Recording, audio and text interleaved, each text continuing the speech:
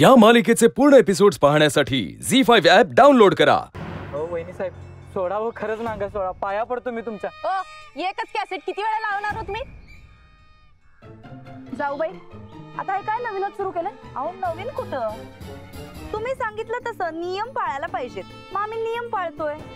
अहो पण अशी एखाद्याची अडवणूक करून कसला नियम पाळता तुम्ही?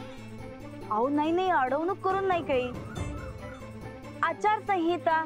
तुम्ही कसं आचारसंहितेत त्या रानडुकराची हत्या करू दिली नाही का नाही, तसंच आहे आता नांगर हितनं हलवायचा नाही। हे बघा गावकऱ्यांनो, अंजली गायकवाड यांचं जे काही म्हणणं आहे का नाही त्यानुसार आम्ही वागायलो। आता तुम्ही ठरवा ते बरोबर आहे का चुकीचं आहे ते। तुम्ही नियम पाळा, पण हा काही नियम नाही। नाही कसं? नांगर तुमच्या प्रचाराचं चिन्ह नाही काय? हो पण हे बघा, समजा जर का एखाद्याचं चिन्ह उगवता सूर्य असेल तर तुम्ही तो सूर्य थांबवू शकता का?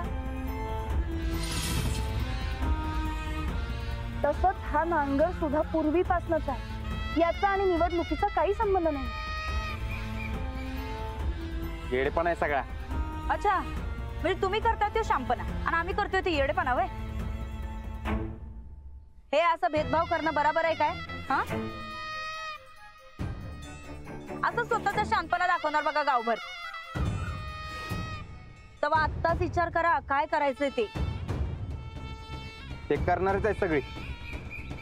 तू आधी शेतकऱ्यांच्या गरजा समजून घे जरा। हो, ही अशी अडवणूक करून निवडणूक जिंकता येत नाही। नाही जाऊ बाई, आम्ही अडवणूक नाही करायलो, आम्ही फक्त तुमचा हटवादीपणा सगळ्यांच्या लक्षात आणून द्यायलो। अहो मग त्यासाठी यांची अडवणूक कशाला करताय? वहिनी साहेब, अहो सोडत आहे आपला। अजिबात नाही, इनडायरेक्ट प्रचार करायला ते आचारसंहिता मोडली आहे यांनी। अजिबात नाही। तायप्पा, मला सांगा, हा नांगर तुम्ही आत्ता वापरताय का? नाही जी। मग हा प्रचार नाहीये। हा प्रचारच आहे। होय, मग होऊ द्या प्रचार, पण शेतकऱ्यांचं काम नाही थांबायला पाहिजे। नाही, आचारसंहिता काय आम्ही मोडू देणार नाही। पण आचारसंहितेचा भंग होत नाहीये जाऊबाई। आणि तुला तसंच वाटत असलं का नाही तर तहसीलदार ऑफिसात जाऊन तक्रार करायची, तिथं अडवणूक करायची नाही। होय, जिथं तक्रार करायची तिथं करा, पण अशी शेतकऱ्याची अडवणूक करणं चुकीचं आहे बघा। हा होय, आणि आम्ही चुकीचं काय होऊ देणार नाही बघा। हे बघा, चूक काय आणि बराबर काय हे तुम्ही आम्हाला शिकवू नका। जो काय जा विचारायचा आहे का नाही तो अंजली गायकवाडास विचारा। नांगर काय हितनं हलणार नाही। बस, आता एवढ्या युनियन करून बी समजत नसेल तर आता थकलोय बघा आम्ही। व्हायचं ते होऊ देत।